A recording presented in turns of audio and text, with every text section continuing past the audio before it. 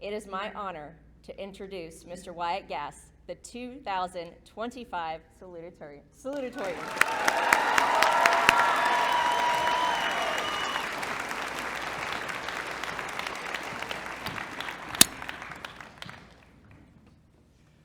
Good morning, Gators! This is Wyatt Gass, and these, sadly, will be your final announcements. To start off, I would like to give a huge thank you to everyone here, to our administrators, to our teachers, to our custodians and other staff, to our parents for putting up with us for the last 18 years of our lives, and most importantly, to the seniors sitting here in front of me. Education is not a process that can be undertaken alone. And as for myself, I know that I would not have made it here today without the help and support of my parents, my teachers, and my friends. With this in mind, I would like to share with you today a very short story. A story that has guided me through many of my years in high school. It is my hope that if you feel lost, it may guide you as well. Long ago, there was once a fabled city. This was the greatest city in all the world.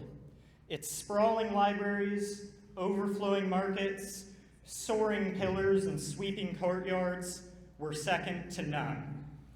Travelers came from kingdoms hundreds of miles away to reach the city. However, the city lay at the very peak of a formidable mountain. This mountain was so tall that it blotted out the very sky, studded with jagged peaks and treacherous ravines. Although hundreds of people every year tried to reach the city, no one had ever made it up the mountain. One day, a strong and stalwart man approached the foot of the mountain with the intent of scaling it. This man was said to be mightiest of all people. It was said that he could lift boulders with his bare hands, that he could leap to great heights, that he could run 100 miles and never tire. He did not accept the help of the cobblers, bakers, and builders at the foot of the mountain, for he believed himself to be above all others. He sought to conquer the mountain with his strength alone.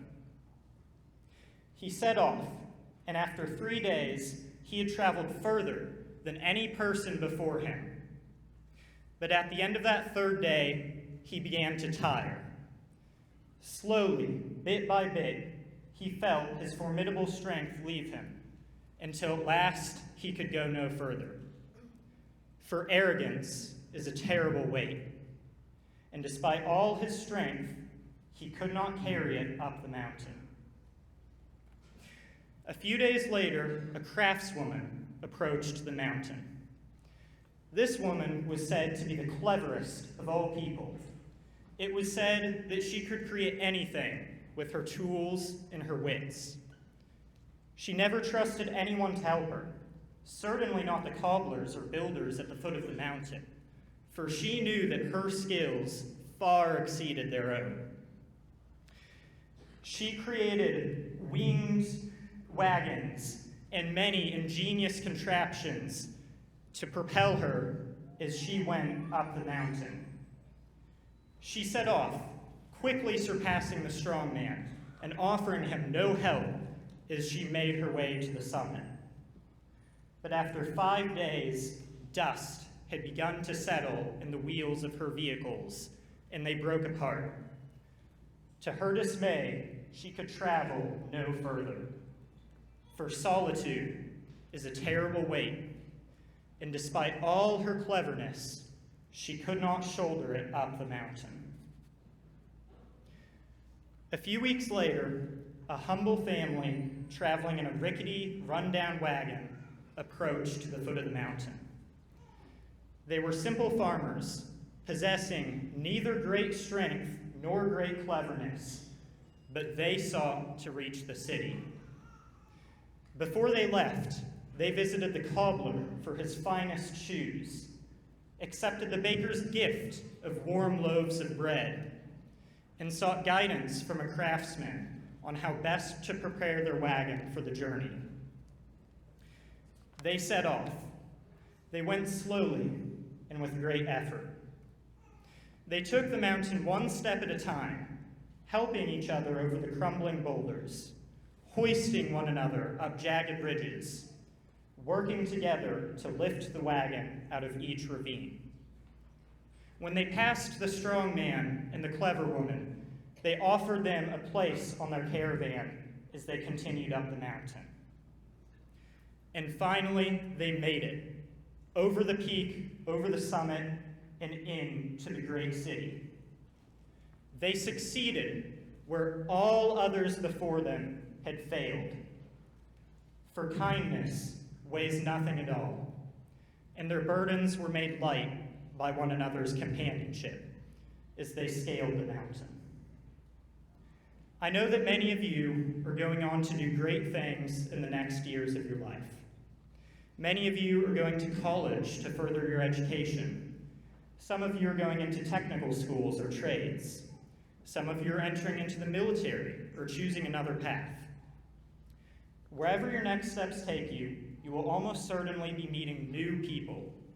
People who may be different from yourself, may have different cultures, different lifestyles, different opinions, or different dreams. It is easy to look at someone who is strange, or whose lifestyle you don't understand, or someone that you simply don't like and choose to separate yourself from them.